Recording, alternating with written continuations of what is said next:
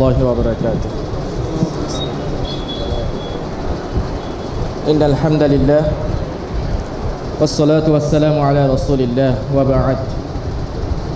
অধ্যক্ষরা আয়োজিত আজকের মহতি ইফতার মাহফিলে উপস্থিত আছেন বাংলাদেশ জামাত ইসলামী চট্টগ্রাম মহানগরীর সম্মানিত শুরা সদস্য, কোতোয়ালি থানা জামাতের সম্মানিত শুরা ও কর্মপরিষদ সদস্য এবং নায়েব আমির, আমাদের সকলেরই একান্ত প্রিয় শ্রদ্ধাভাজন দায়িত্বশীল অধ্যাপক আব্দুল জাহের হাফিজাহুল্লাহ, আমাদের মাঝে আরও উপস্থিত আছেন আল কোরআন ওয়ার্ডের সম্মানিত নায়েব আমির, সম্মানিত ওয়ার্ড সেক্রেটারি, ওয়ার্ডের অ্যাসিস্ট্যান্ট সেক্রেটারি সহ ইসলামী ব্যাংক রিয়াজউদ্দিন বাজার শাখার সম্মানিত পরিচালক সহ আমার সামনে উপবিষ্ট সর্বস্তরের দিনদার, পরহেজগার, মুত্তাকি, মুসলমান, সর্বোপরি রোজাদার বৃন্দ, আল্লাহ পাক রব্বুল আলমিনের শানে শুকরিয়া জ্ঞাপন করছি যে রব্বুল আলমিন আমাদেরকে একান্ত মেহরবানি করে আজকের 13 ঘন্টা 9 মিনিট রোজা পালনের মধ্য দিয়ে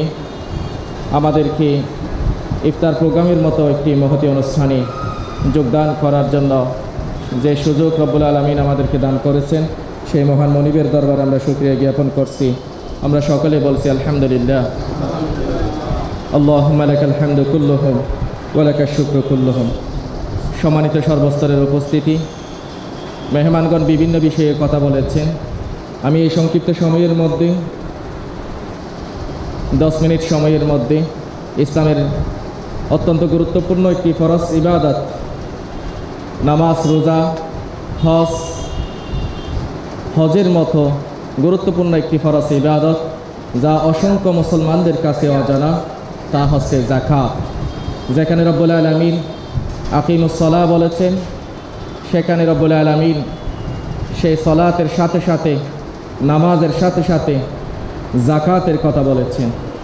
কিন্তু আমরা দৈনিক 5 ওয়াক্তে 5 বার যেভাবে নামাজের কথা আমাদের স্মরণ থাকে, ঠিক একইভাবে যাকাতের কথা আমরা বছরে একবারও স্মরণ করতে ভুলে যাই। অথচ রাসূল সাল্লাল্লাহু আলাইহি ওয়াসাল্লামের সময়ে যারা যাকাত প্রদান করেছিলেন, যাকাতের ওট ইসলামিক রাষ্ট্রের মধ্যে বাইতুল মালের কোষাগারে জমা দিয়েছিলেন।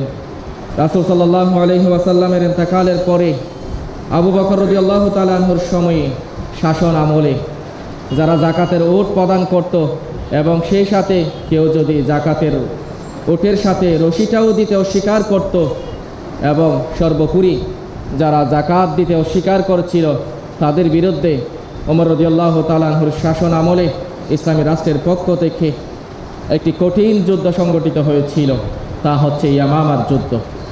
সম্মানিত প্রিয় উপস্থিতি, তাহলে একটি ফরজ বিধানকে বাস্তবায়ন করার জন্য রাসূল সাল্লাল্লাহু আলাইহি ওয়াসাল্লামের সময় যেই ফরজ বিধানের অত্যন্ত গুরুত্ব ছিল, রাষ্ট্রীয় পর্যায়ে যা আদায় করা হতো প্রতি বছর হিসাব করে, রাসূল সাল্লাল্লাহু আলাইহি ওয়াসাল্লামকে নির্দেশ দেওয়া হয়েছিল সূরাতুত তাওবার মধ্যে, হে রাসূল, খুয মিন আমওয়ালিহিম সাদাকাতুন তুতাহহিরুহুম ওয়া তুযাক্কিহিম বিহা। সূরা তাওবার 103 নং আয়াতের মধ্যে আল্লাহ পাক রব্বুল আলামিন সরাসরি রাসূল সাল্লাল্লাহু আলাইহি ওয়াসাল্লামকে নির্দেশ দিয়েছেন, হে রাসূল সাল্লাল্লাহু আলাইহি ওয়াসাল্লাম, আপনি ধনীদের কাছ থেকে যাকাত উত্তোলন করুন এবং সেই সাথে তাদের সম্পদকে পবিত্র করুন এবং তাদের নিজেদেরকেও পবিত্র করুন। কারণ যাকাত দেওয়ার জন্য মন মানসিকতা আপনার অন্তর থেকে সৃষ্টি হতে হবে। এই জন্য যাকাত যেমন আপনার অন্তরকে পরিশুদ্ধ করবে, আপনার সম্পদকে পরিশুদ্ধ করবে, সম্পদ পবিত্রকরণের পাশাপাশি আপনার অন্তরও পবিত্র হয়ে যাবে। সুবহানাল্লাহ। এই জন্য বলা হচ্ছে কদ আফলাহা মান তাযাক্কা, সে ব্যক্তি সফল হয়েছে যে নিজেকে পরিশুদ্ধ করলো। আর এই পরিশুদ্ধতা আপনার অর্জন হবে সম্পদের পবিত্রতার মাধ্যমে। আপনি যে সম্পদ খেয়ে, যে খাবার খেয়ে আল্লাহর ইবাদত করে যাচ্ছেন, রোজা পালন করে যাচ্ছেন, সাহারি ভক্ষণ করতেছেন, ইফতার করতেছেন, আপনার সেই ইফতার, সেই সাহারি, সেই খাবার, সেই সম্পদ যদি পবিত্র না হয় তাহলে আপনার অন্তর কিছুতেই পবিত্র হচ্ছে না। এই জন্য সম্মানিত উপস্থিতি, আপনি যদি বাৎসরিক হিসাব করে যে সম্পদের যাকাত আপনার উপর ফরজ হয়েছে।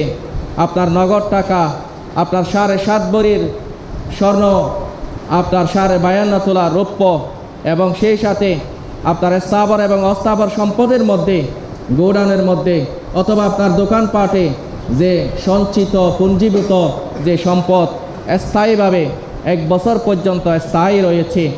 আরেকটি বিষয় হচ্ছে ওশর, এটি হচ্ছে আপনার ফসলি জমির 10 ভাগের 1/4, যা আমরা পানি সেচ ছাড়া আল্লাহ প্রদত্ত পানির মাধ্যমে, বৃষ্টির পানির মাধ্যমে প্রতি বছর আমাদের ফসল গড়ে ওঠে, মাঠ থেকে গড়ে ওঠে।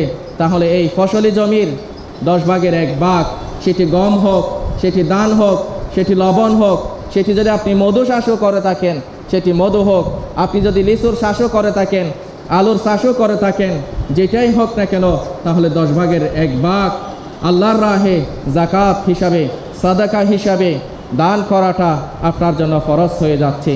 এই সকল ফরজ বিধানগুলি আমরা মনে করে থাকি দৈনিক 5 ওয়াক্তে 5 বার শুধুমাত্র আমরা আল্লাহর কাছে নামাজের হিসাব দিলেই আমরা মনে করতেছি আমরা অনেক বড় ভালো মুসলমান, যে ফরজের মতো, নামাজের মতো একটি ফরজ বিধান আমরা প্রতিনিয়ত আদায় করে যাচ্ছি।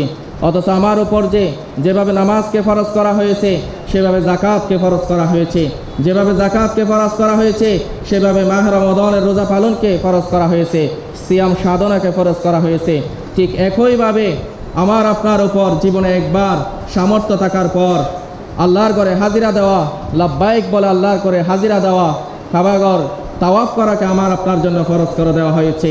একইভাবে এই সকল ফরজ বিধান যেন রাষ্ট্রীয় পর্যায়ে সমানভাবে প্রত্যেক মুসলমান যেন পালন করতে পারে, দিনকে কায়েম করা আমাদের জন্য, আকিমুদ্দিন, দিনকে কায়েম করা আমাদের জন্য ফরজ করে দেওয়া হয়েছে। যদি দিন কায়েম হয়ে যায় এই বাংলার জমিনের মধ্যে, বাংলার এই সবুজ ভূখণ্ডের মধ্যে, তাহলে যে সকল ফরজ বিধানের কথা বললাম, জাকাতের কথা বললাম, রোজা পালনের কথা বললাম, এইভাবে হজের কথা বললাম, দৈনিক 5 ওয়াক্ত নামাজের কথা বললাম, এই সকল বিষয়গুলি আমাদের জন্য পালন করা, আদায় করা অত্যন্ত সহজ হয়ে যায় যদি আমরা এই দ্বীনি কাফেলা, যার ডাকে আজকে আপনারা সাড়া দিয়েছেন, জামাত ইসলামীর ডাকে, এই জামাত ইসলামী চায় আল্লাহর জমিনে নিয়মতান্ত্রিক এবং গণতান্ত্রিক পন্থায় আল্লাহর দ্বীনকে বিজয় করা।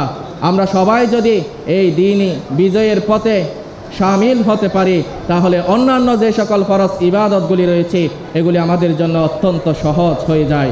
আল্লাহ পাক রব্বুল আলামিন রোজা পালনের পাশাপাশি, নামাজ আদায়ের পাশাপাশি, জাকাত দেওয়ার পাশাপাশি, বছরে হজ এবং উমরা আদায় করার পাশাপাশি আমরা প্রত্যেকেই যদি দিন কায়েমের পথে এক একজন সিপাহ সালার হয়ে যায় তাহলে আমাদেরকে ডক্টর ইউনূস আর কতদিন এই বাংলাদেশের মধ্যে নেতৃত্ব দিবে এটি আর চিন্তা করতে হবে না।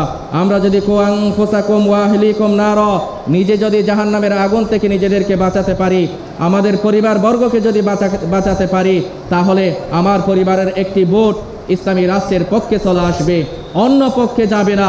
এই চিন্তা আপনাকে করতে হবে না। ইনশাআল্লাহ তাআলা জামাত ইসলামী যে সিদ্ধান্ত নিয়েছে আপনাদেরকে যে সাথে নিয়ে আজকে 15-16 বছর পরে ইফতারের মতো আজকের এইরকম একটি আয়োজন করতে পেরেছি। অন্য সময়ের মধ্যে আমাদের এই আয়োজন ছিল না। বৃহৎ পরিসরে খোলা এরকম মাঠের মধ্যে রেস্টুরেন্টে বসে আমরা কিছুতেই এই আয়োজন করতে পারিনি। রব্বুল আলামিন ছাত্রদের গণ অভ্যুত্থানের মধ্য দিয়ে দ্বিতীয় যে কোরআনের পক্ষে কথা বলার জন্য, দ্বীনের পক্ষে কথা বলার জন্য, ইসলামী আন্দোলনের পক্ষে কথা বলার জন্য যে সুযোগ আল্লাহর রহমতে আমাদের হয়েছে, এই সুযোগকে আমরা আর কিছুতেই হাতছাড়া করব না ইনশাআল্লাহ তাআলা। আপনারা কি সবাই রাজি আছেন? আল্লাহ পাক রব্বুল আলামিন আমাদের সবাইকে কবুল করুক। ওয়া মা তৌফিক ইল্লা বিল্লাহ। ওয়াসসালামু আলাইকুম ওয়া রাহমাতুল্লাহ।